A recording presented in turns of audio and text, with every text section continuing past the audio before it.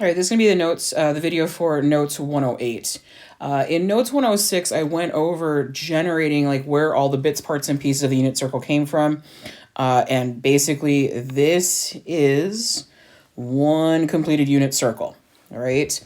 How is the information all laid out? Well, first of all of these things labeled with degrees are exactly that, right? It's all the degree measurements for each of these kind of spokes of the unit circle. Right next to those are all of the radian measures. All right, so each one of these is double marked. So it's marked in both degrees and it's marked in radians. Now, these ordered pairs, I showed you where all those came from, either from the fact that you have a circle with a radius of 1, right? 1 on the x-axis, 1 on the y-axis, both, positives and negatives. And then all of these pieces of information come from either the 30, 60, 90 oriented with 30 down here, the 45, 45, 90 right triangle, or the 30, 60, 90 with the 60 degree angle oriented down here. So all of this information is just coming from your special right triangles. Now, this is a lot of information. The very first thing I want to tell you about is all of these ordered pairs. And every one of those ordered pairs is a pair of numbers that is in a specific order for trigonometry. And the order is cosine theta, sine theta. It is alphabetical order, just like XY is alphabetical order. So, for example, if I gave you what is the cosine of 30 degrees equal to? So I'm going to go to the part of the unit circle that's got 30 degrees. I'm going to follow it out to this ordered pair. Now, from this ordered pair, it's the x value, the first value, that represents cosine. So cosine of 30 degrees is exactly root 3 over 2. That's how you can use this unit circle to get information. The second thing I want to talk about is one definition, because while we've got information for cosine and sine, we do not have information for tangent. One of the many definitions for tangent is tangent is equal to your sine theta over your cosine theta. So tangent is equal to sine over cosine.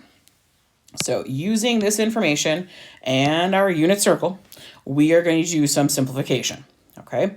So I'm going to be bouncing back and forth because I'm not going to be able to shrink this unit circle down. I want to kind of point things out. So if I go down to this first set of problems here, right, I want to know the sine of 120 degrees. So I am going to go to the unit circle. I'm going to find the part that says 120. I'm going to follow it out here. And the sine component is your y value. Again, I'm going to write this out. Every ordered pair is cosine sine. So this y value is sine. So it's root 3 over 2. And that's it. That's all you got to do here. We're going to label this root 3 over 2. That's done. Okay, no more. Okay. Cosine of 225. So I'm going to go find 225, follow it down, find my ordered pair. Cosine is the x value. Now, in this case, it's kind of weird because they're both the same thing, but ordered pair, cosine, then sine. So this is going to be negative, there we go, root 2 over 2. Sine of 60. So let's go find 60 degrees. Here's 60 degrees. Follow this up, find my unit circle coordinate. And the sine is the y value, right? The ordered pair here. Let me slide over to remind you it's cosine sine. So this y value is the sine of 60. So that's going to be root 3 over 2. Let's go back down here, root 3 over 2. Let's do the cosine of 300. So find 300 right here, follow it out.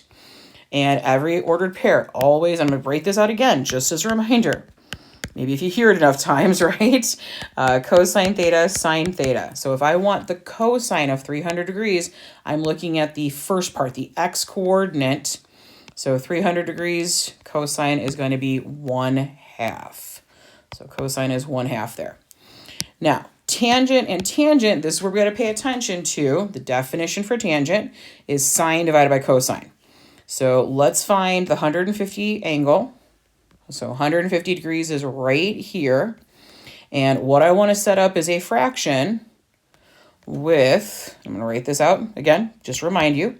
So tangent theta is equal to sine theta over cosine theta. So for this ordered pair, we're going to do sine, which is 1/2, over cosine, which is negative root 3 over 2. Now I'm going to go ahead and take this and move it, kind of migrate it down to my problem here. And then we are going to simplify this. Now I write huge, so let me do a little shrinky dink on this. There we go. And basically I want to make the fraction not complex. So the way I'm going to do that is I am going to multiply by the reciprocal of this fraction. And reciprocal is just a big word that means flip the fraction over. So negative and negative cancel out, right? That's going to become a positive when we multiply those. Root 3 in the numerator takes out the root 3 in the denominator. 2 and 2, all of that is gone. Great, wanted that to happen. In the numerator, we've got a positive number times a negative, so I absolutely know I have a negative. But the kind of cool thing here is this 2 in the denominator and that 2 in the numerator, those are going to cancel out. So I'm left with negative 1 over root 3, which is okay, but not the answer I'm looking for because I want to rationalize it.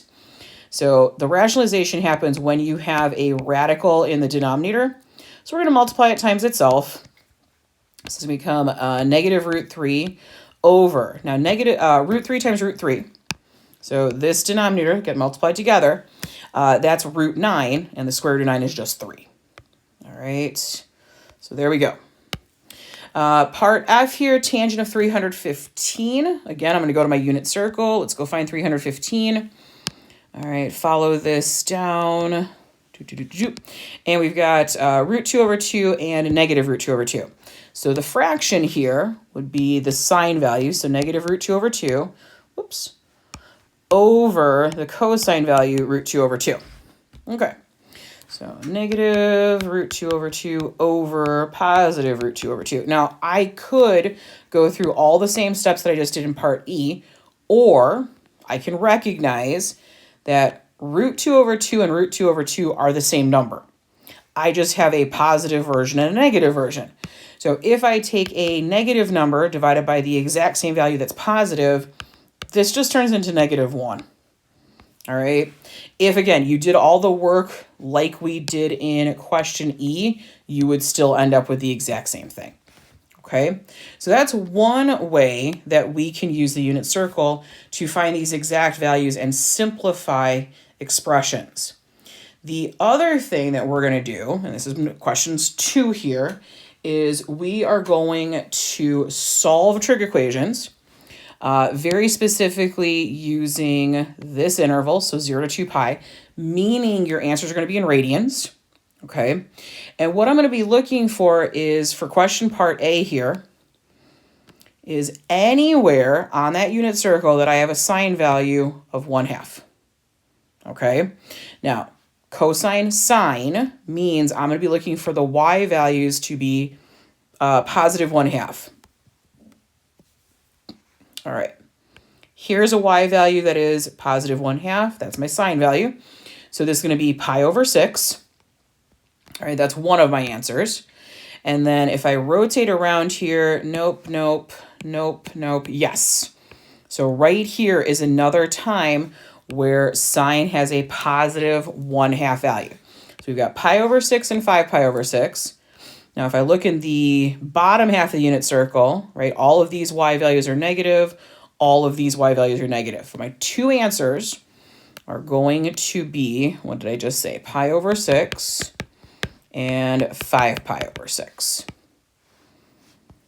It's pretty hard to show steps for this because really you are just referencing the unit circle, okay? But you just need to make sure you're using the right part of the unit circle.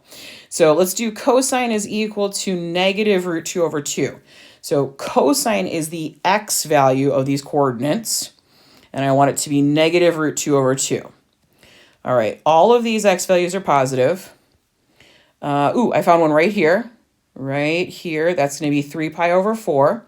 So this is the x value, right? Cosine value, negative root 2 over 2. And I have another one right here. That's 5 pi over 4 and 3 pi over 4 so far. These x values are positive. So we've got negative root 2 over 2 for 3 pi over 4 and negative root 2 over 2 for 5 pi over 4. So those are my two answers. So 3 pi over 4 and 5 pi over 4. Now, question part C and part D are going to require you to solve before we find some actual answers. So let's do a little bit of solving in part C. I'm not a huge fan of having sine squared theta, so let's go ahead and take the square root of both sides. Square and square root cancel. So sine theta equals, now a whole bunch of things are going to happen here. Thing one, you need a plus minus. We need both the positive and the negative answer here because we put the square root in the problem. That's thing one. Thing two, when you have a fraction like this under a root, you can actually break this into the root of the numerator and the root of the denominator separately. Getting ahead of myself. So let's see. Square root of 1 is 1. The square root of 4, that's that 2 that I was trying to write just a second ago. Oops. All right, so now I'm going to be looking for anywhere that I have a sine value that is either positive 1/2 or negative 1/2. So sine of theta, those are my y values, right? These ordered pairs are written as cosine sine. So I want any place that I have a positive or a negative 1/2 for y. So positive 1/2 here, pi over 6. Positive 1/2 here, 5 pi over 6. Negative 1/2, 7 pi over 6, negative 1/2, 11 pi over 6. Those are the four places, all four of those answers are going to be valid things for this, valid answers for question part C. So what was that? That was pi over 6, 5 pi over 6, 7 pi over 6, and 11 pi over 6. All the over 6s. All right. And last but not least, question part D here. Let's go ahead and solve this. So we're going to go ahead and subtract a root 3 from both sides. So we've got 2 sine theta equals negative root 3. Divide both sides by 2. So sine of theta equals negative root 3 over 2. So now I'm going to go back to my unit circle and I'm going to look for any y values, sine values, that are negative root 3 over 2. So let's go ahead and pinch in, zoom up here. All right, well, let's see. All the y values here are positive, so I don't want any of those. All the y values here are positive. That's not helpful. What was the thing again? Negative root 3 over 2. Okay, so let's see. Here's a negative root 3 over 2, which is 4 pi over 3. And here's another negative root 3 over 2, which is 5 pi over 3. So 4 pi over 3 and 5 pi over 3 are going to be my answers. Pi over 3 and 5 pi over 3. All right, so that's the expectation in terms of using the unit circle. Do you have to memorize it?